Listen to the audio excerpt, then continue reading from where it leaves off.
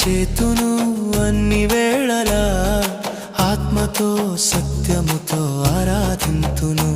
నా ప్రాణ ప్రియుడు యేసయ్యకు, నన్ను కన్న తండ్రి నా యేసుకు.